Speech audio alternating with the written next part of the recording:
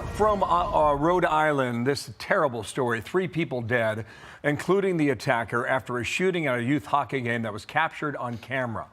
The shooting happened in Pawtucket, a few miles outside of Providence, yesterday afternoon. 3 more in critical condition at the hospital. Alexis McAdams has more on this and the gunman. Alexis, good morning. Bill, good morning. Yeah, this just keeps unfolding and the details are shocking and really tragic. There was just chaos inside of this ice rink out in Rhode Island during a high school hockey game after one of the hockey parents in the crowd pulled out a gun and opened fire, shooting members of his own family. Watch.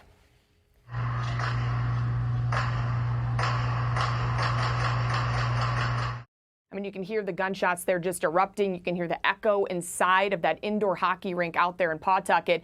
And then what you see in that video is that people are running for cover there. They're trying to get off the ice. They're ducking and trying to get out of the way. Investigators have identified Robert Dorgan as the shooter. So I want to walk you through what we know about him. Just take a look here at this picture. This is from his social media profiles. They say he also went by Roberta, so Roberta Dorgan. And sources tell Fox he was dressed in women's clothing when he showed up to his son's hockey game yesterday afternoon. These pictures you're looking at are from months ago, Bill, but witnesses and people we've talked to who were at this hockey game say that this was something that happened pretty often where he would show up in women's clothing. So according to documents obtained by our affiliate WPRI, Dorgan had a history of family disputes. So let's get into them. Some involving conflict over his gender identity because he had gender reassignment surgery back in 2020.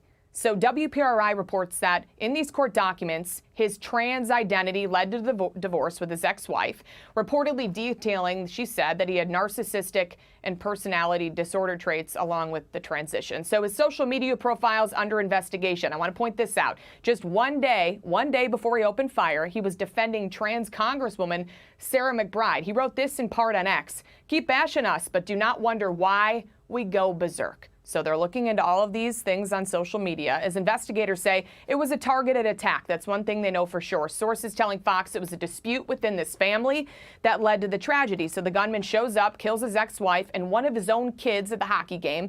Police say 3 others are in the hospital fighting for their lives. And there really could have been more people that were killed, but a good Samaritan stepped in and tried to take this gunman down. Watch.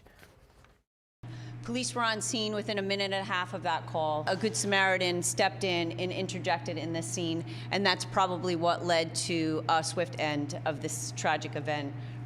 And so what we know right now is that the mayor has said so far, Bill, they've interviewed dozens, maybe more than 100 people. They're going to look at all the different video and piece this together. The question is, how many weapons did this gunman have? We know at least one, and it could have been a lot worse if this other person at the game wouldn't have stepped in and taken that shooter down. So we'll keep an eye on it. Yeah, and all caught on camera, too. Terrible. Alexis, thank you for that. And Paul Morrow is still with us. Can you give us a sense of, well, I know that you're a hockey guy. Yeah. You grew up on the rink, your nephews play on the rink, and it's hard for all parents to watch what happened. Yeah, very, very tough. I would say a couple of things. There's some reporting that he had more than one gun. I go to the guns because one of the things we always hear is red flag laws, all right? People who are mentally ill, and by the way, strong Second Amendment advocates agree with that. Crazy people shouldn't have guns. That's how somebody recently put it to me, who's very active in that community.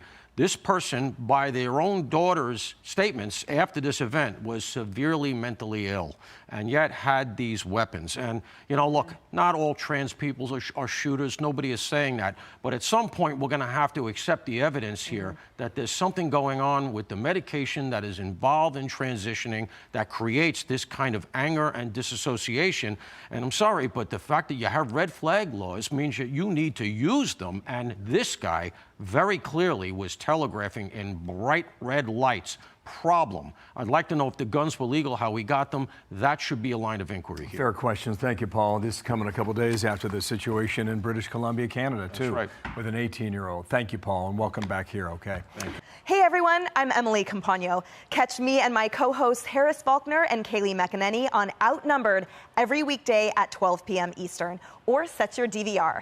Also, don't forget to subscribe to the Fox News YouTube page for daily highlights.